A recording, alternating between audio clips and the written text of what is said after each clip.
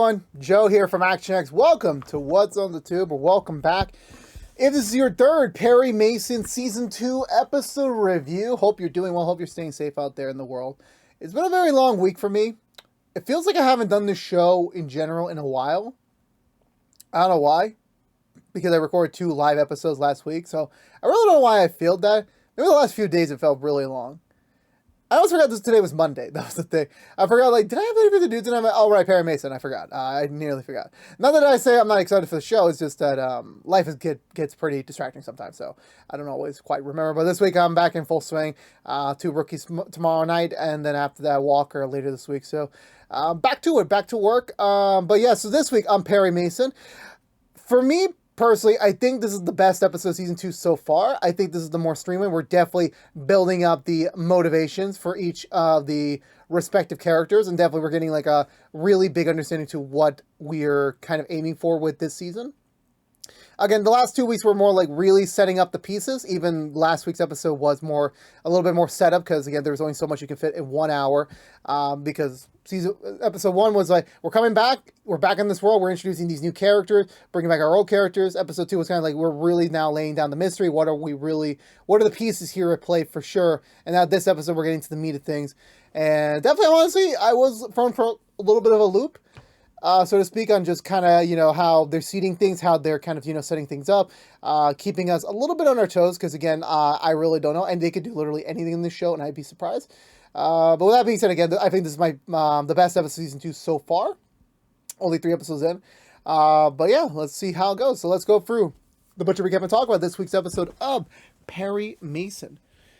So we begin in the docks. I'm not sure if it's the same detective as last episode towards the end, the one who killed that weird driver cab dude, as well as the guy that Perry found on the boat. I'm not quite sure if it's the same individual. I think it is, because we pick back up at the docks. He's changing out of his dirty clothes, going into some fresh clothes. And he comes back home to where he's greeted by his wife, played by Lila Diggle. Well, that's not the actress's name, but she played Lila Diggle in Arrow. So I was like, is that you? I was like, oh yeah, the face recognizes it. So I'm pretty sure it is the same detective, considering the fact we are spending a little bit more time with him than the other characters. Especially the fact that we cast his kids and, we're in his house. I'm pretty sure he's pretty important in the story down the road. But the only thing of importance here is that he seems to have, this charade of, being just a good family dad. He's coming home late in the morning still, but, he's making breakfast. He's, trying to sell some property to make some more money for his family. Trying to be an all-good-round dad, as well as tackling on one of, the most dangerous professions in LA at the time. So, definitely is important to remember that. We cut over to the courthouse where it is, I want to say, the first day. No, it's I know the terms, but it's I haven't studied law in a while. This is the preliminary hearing, where basically they're kind of setting up when the trial is going to be, how long is the case going to be, all those little details about morally setting up the basis for the trial itself. Perry's arguing that they need 3 months to handle this case properly, considering the fact, A, they're working with 2 individuals here, and B, considering the circumstances of the case, they really need as much time as they can to prepare, while the prosecution really wants to expedite this as fast as you can, deliver justice, kill these guys already, and then, move on with our lives, get the justice that, damn, I kind of remember the names this episode, but it's not really sticking with me. So hopefully by next week I will remember it. With the rich son that died, they're hoping to get swift justice for him and then move on with their lives. Thankful, however, Perry is sadly not able to get the full 3 months. They're only given 3 weeks, which I'm like, Jesus Christ, that's not even half of what they're asking for. So they're really under a microscope here. But Perry manages to earn some challenges for them, considering the fact of the circumstances of this case, and considering the fact the exposition of this, that at least give us some opportunity to at least really argue with whatever the prosecution is handling, which the judge does allow as kind of a trade-in, which the prosecution does not find impressive. He kind of wanted this to be all in his court, but of course, fair is fair. But the dad and his family was like, it's fine, don't worry. Give them what they want. It's all good.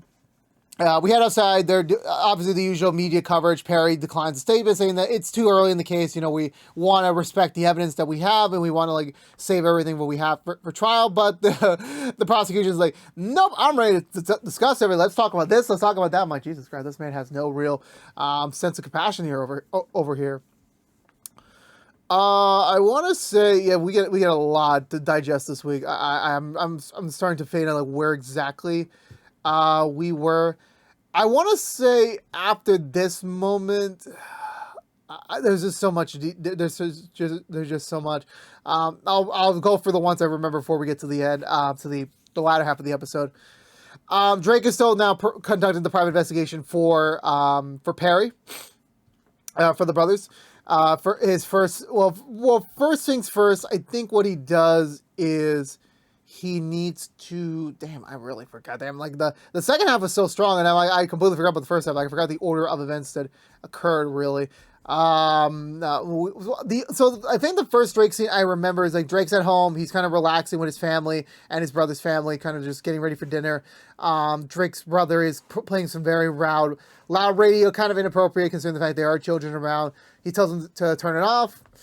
He's not budging. He says, "It's my house. Like, I can listen to whatever I want to." Drake turns it down, knowing his brother has some sort of stone in his foot. He does after after Drake inadvertently got the influencer in their city removed. A lot of the work that is specifically his brother would work on to gain money for the house is now gone. So he hasn't been able to get any work for a few days, which kind of signifies that this could be the end of their family. Since the fact Drake can't even support his own family, and he had to rely on his brother to kind of support him and his family.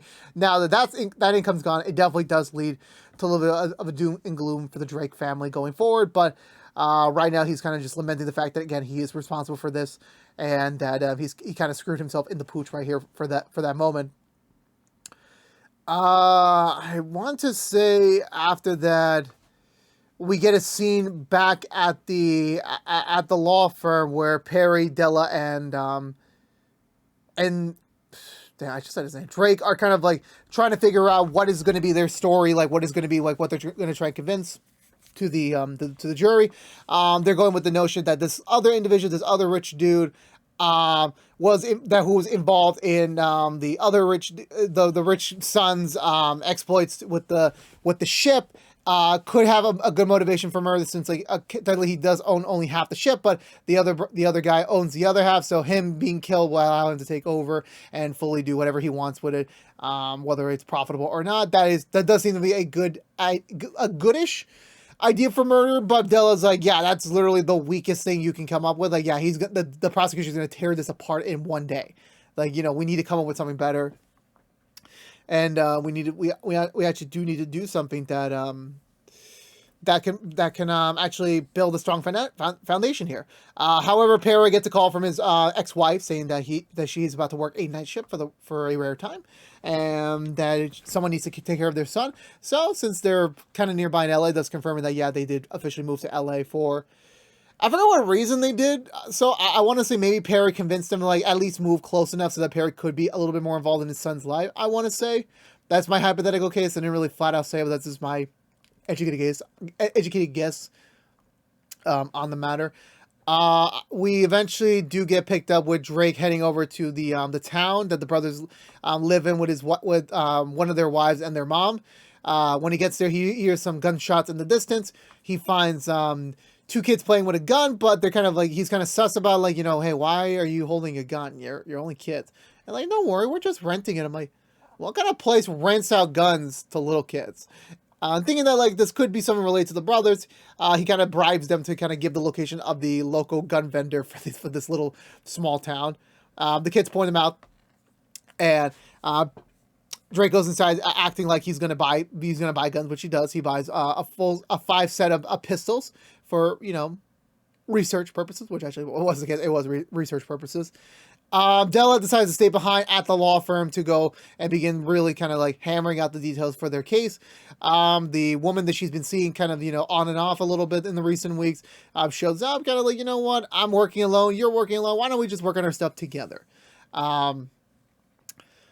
So what was I going to say? Yeah. So, so they're still flirting a little bit. They're still like, obviously there's a thing between them, even though Della's kind of already taken by by Mike Baxter's daughter, back at the housing. But the tension's too strong. Their chemistry's too palpable. So they share a kiss, a pretty long kiss. What they do after that, we don't know. We assume things happen, but we're just gonna assume that it was innocent of a kiss plus Chinese food, which I'm like, I haven't had Chinese food in a while. That's actually funny. I haven't had Chinese food in a while.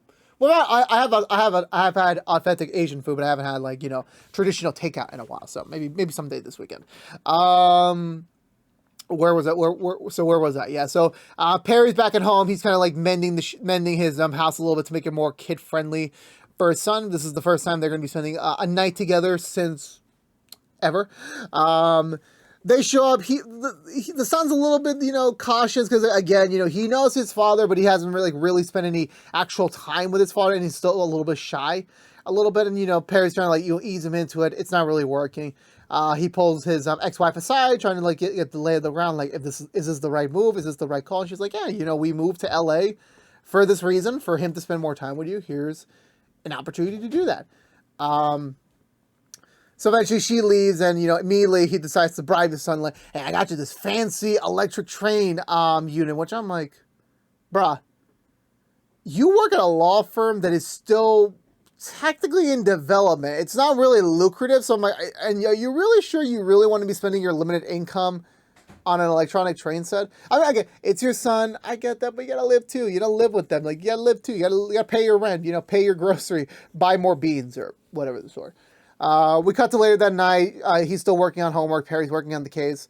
And for all of a sudden, the true, son bonding moment with dad, like asking him help for his homework. And I'm like, oh, this is sweet. It's probably like a math problem he doesn't understand. It's like, nope, I'm trying to I got a Latin homework to do.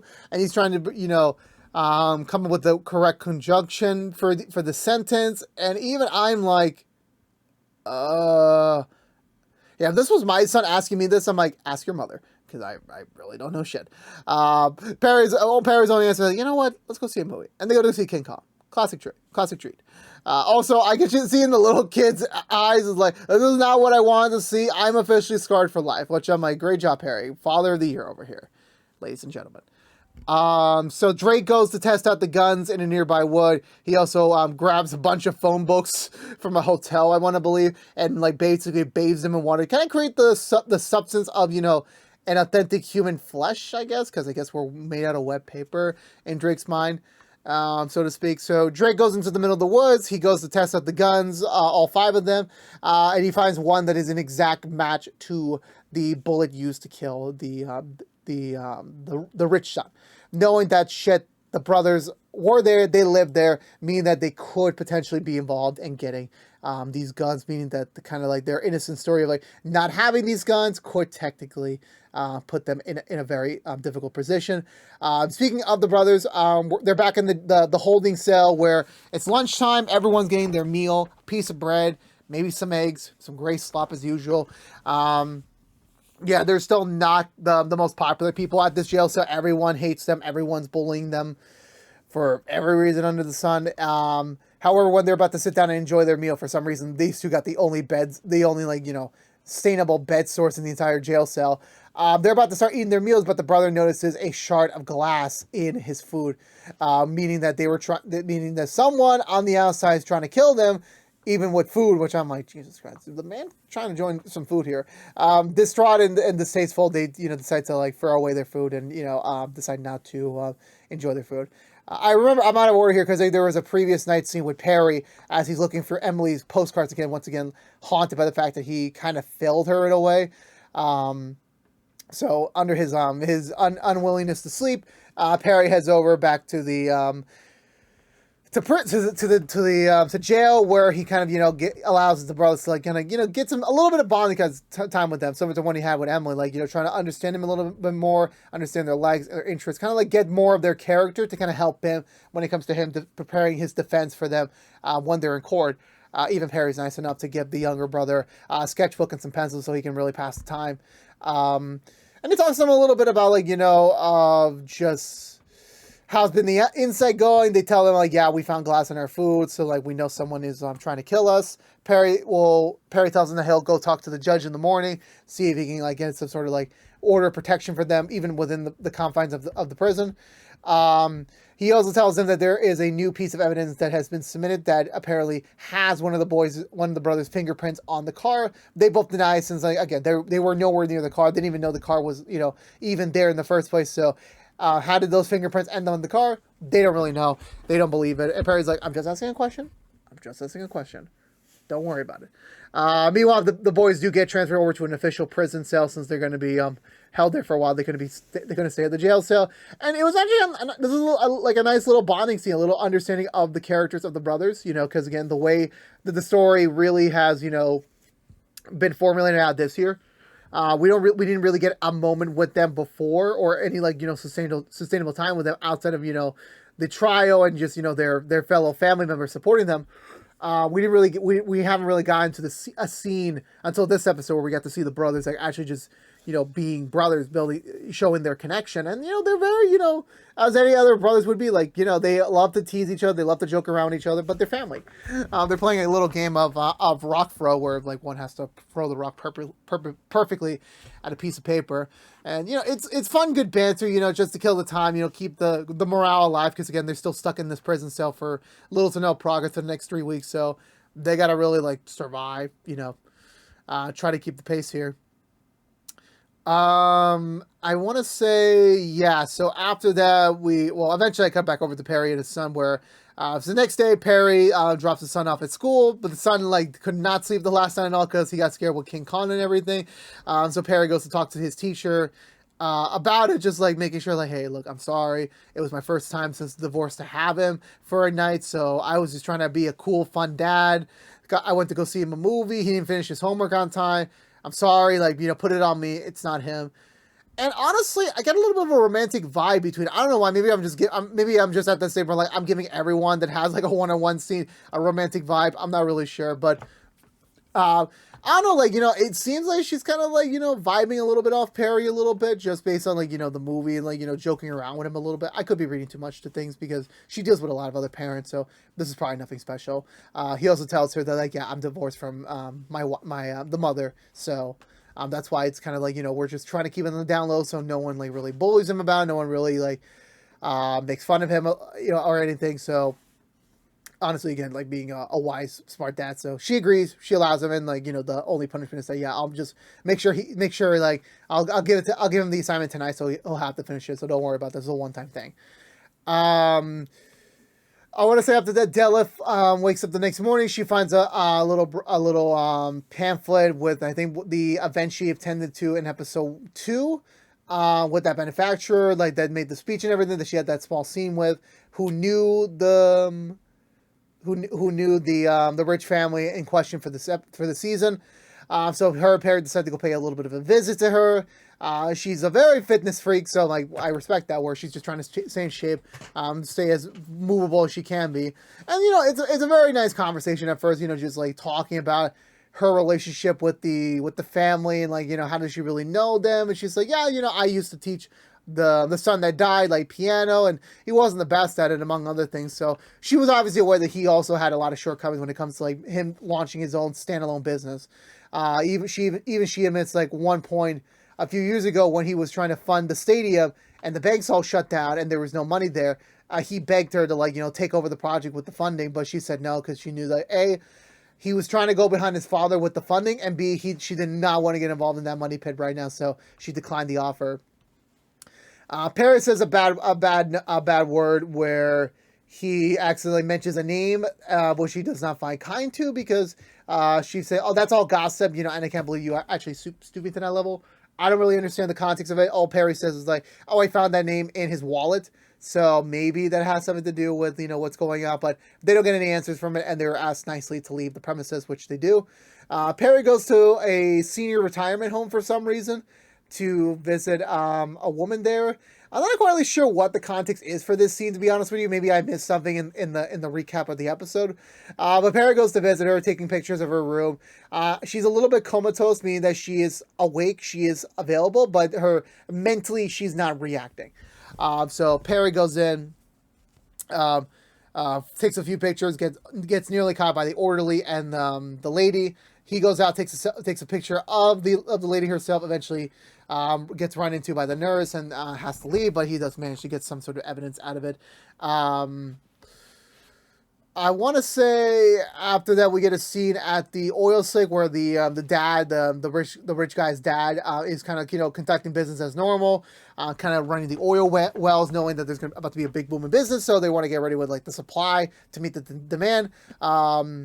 Some regular Joe me schmo shows up and claims that, oh, I worked with your son for a little bit and he kind of owed me some money before he died, and like I didn't want to be immediate right away to be a piece of shit to you. I wanted to wait a little bit, but like now that's it's been enough time. I was hoping that you would be the guy that pay me. And honestly, that is a really shitty way to say, like, yeah, I know your son died, but I still want to get paid.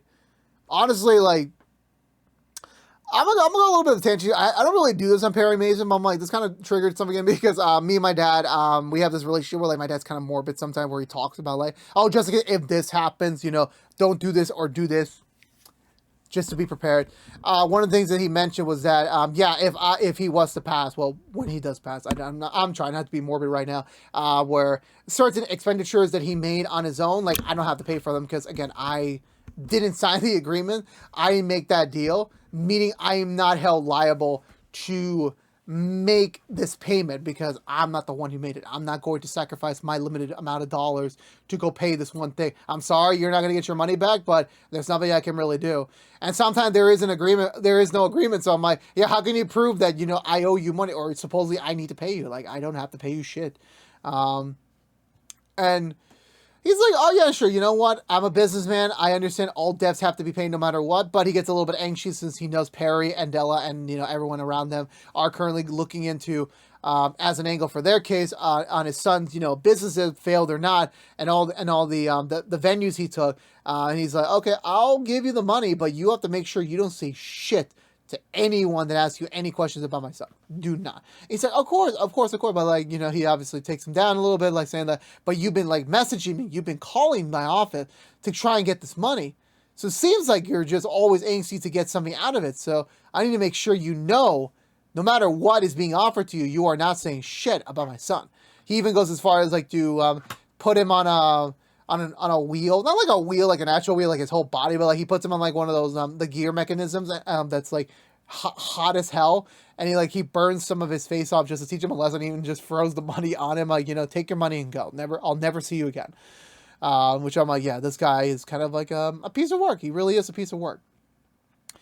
So after Perry drops off his kid, he heads over back to the office where he's visited by two goons.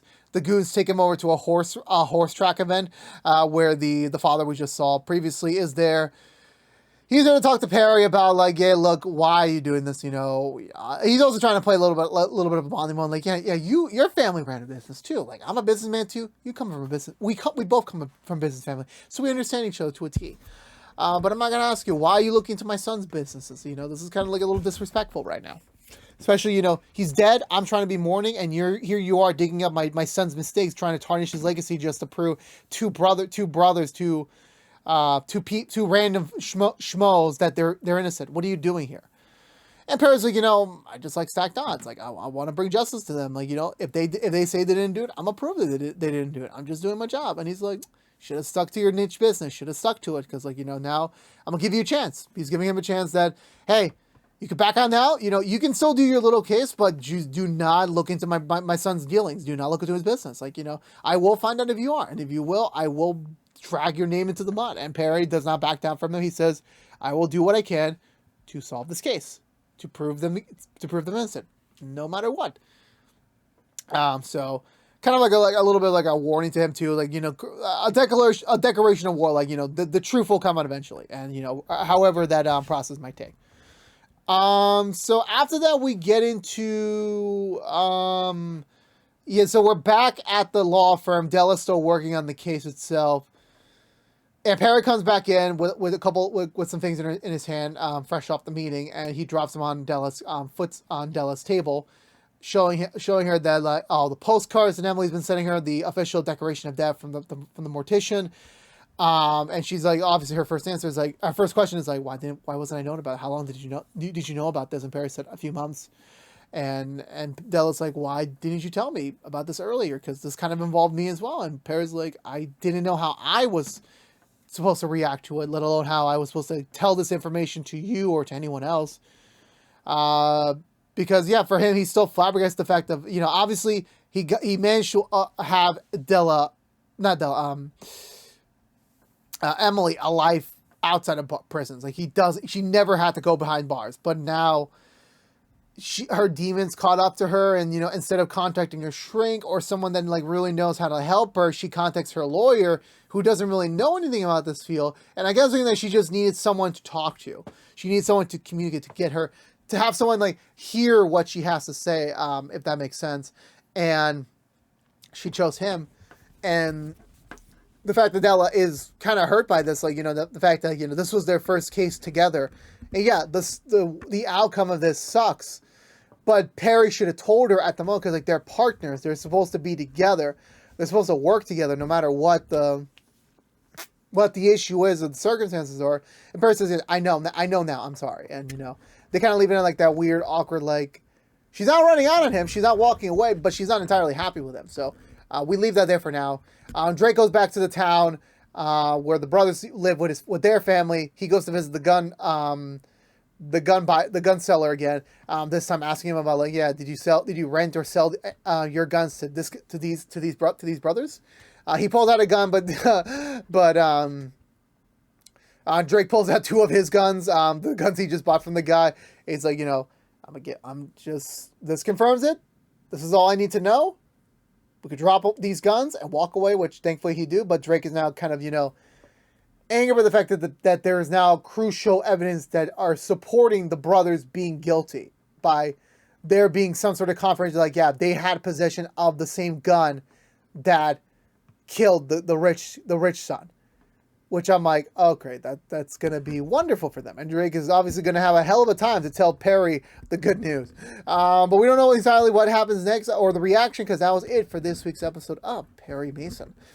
For me, like I said before, this episode I think was the best one of the season. It definitely plays into the strength of like, I wasn't expecting them to like really dive a little bit much into the son. Obviously we knew this was going to happen, considering the fact the last episode we got the setup that, yeah, Perry's son and his ex-wife are actually on screen. They're actually on camera. So I'm like, we're going to get something out of them. And honestly, it is a little bit sweet because, last season we didn't really focus about that too much. Perry knew he had some regrets about his ex-wife and his son. That, I don't know why, I kind of expected them to not tackle that a little bit. I don't know why. I guess like the story they told in season 1 wasn't really screaming to me that, oh, Perry needs to reach out to his ex-family. I don't think that was the case. But, regardless of here, like, I think it was a little sweet that, like, they're having these moments, they're having these little bonding moments. It's not quite perfect yet for them, but, they are getting them slowly. I think after that, to what I have to say is that in the overall case, like, it's kind of nice to like actually start getting layers of like, what's at stake here. Kind of having now two sides of things with the brothers, because like on one side we get to see interactions with the brothers themselves, just caring about each other because they're family, and because the fact of like, yeah, they're trying to get through this ordeal together, and they're doing their best to kind of like levity the mood, trying to like make sure that this is like, we're going to get through this. We're going to get through this. Don't worry about it. We're going to be fine. And on the other end, Drake finding out that, like, the brothers had possession of the murder weapon, or at least a version of the murder weapon, is like, okay, that doesn't really, like, screen confidence for their team, because, like, again, they're trying to defend them. So, there's even this one piece of evidence out there is, like, going to really, like, hamper things with the trial coming up. But again, like, well, I think the other thing is that we're seeing little seeds of everything, that, are sprouting together. Drake, still feeling the ramifications from his decision to help the DA's office a couple episodes ago. That's starting to now impact, closer to home. And then you have Della's new relationship. Well, is it a really relationship? Is it an affair? I really don't know how you classify it. But, that kind of being her, like, excitement for having her, like, have these moments of, like, oh, this is dangerous. This is kind of like, suspense. So it's like, it's exhilarating in a way. And then also getting to see, just in general, like, just like an actual, tension build up, because you don't know. And I feel like that was the tension that was available season 1, because, like, again, everything seems to be against Perry and Co. Like, everything seems to be going awry in every step. You know, nothing's going the way it tends to be. And then eventually they do find something. They always get hurdles. They always like, they even, like, when, like, things are like, yeah, they're gonna lose this, they always bounce back. Already we're seeing, like, the tension between Perry and the father of the son. You know, already butting heads, already, like, saying, like, you know, hey, you gotta stop what you're doing. You gotta, like, you know, figure out another way. Like, because if you mess with my son's name, I will destroy you. You may win the case, but I will destroy everything you have. So, very ominous threat for Perry, that, you know, obviously Perry's still going to do what he has to do to solve this case. Whether that means actually going into the son's business or finding another angle, who really knows? But so to speak, yeah, I still think this was the best episode of Perry Mason thus far. I was the most engaged this, you know, in 3 weeks, and I can't wait to see what more surprises they have for the next 5 episodes of this season, and I can't wait for it. So I'm going to give this episode 2 thumbs up. Enjoyed it a lot. Let me know in the comments below, what did you think of this week's episode of Perry Mason? Let's have a conversation down below, as always. But I believe that's going to do for me today, everyone. So if you're unaware, this has been What's the Two from ActionX. We're reviewing every episode in the 2nd season of Perry Mason. If you want to know what we're doing normally, What's the Two, besides our Perry Mason episode reviews. Currently, we're doing Rookie episode reviews each and every Tuesday nights, Rookie Fez episode reviews each and every Wednesday mornings, and Walker episode reviews each and every Thursday nights. But if you only care about Perry Mason, you're in luck. We'll be back next week with another brand new episode review, so stay tuned until then. But again, thank you so much for watching. Please subscribe if you haven't yet. Like, favorite, share if you want to. Ring the bell for notification. And of course, follow us on social media. But until we see each other again, for all you Masoners out there, I'll see you all next week for the next episode review. But until then, stay safe out there. Be good to each other. And as always, peace out.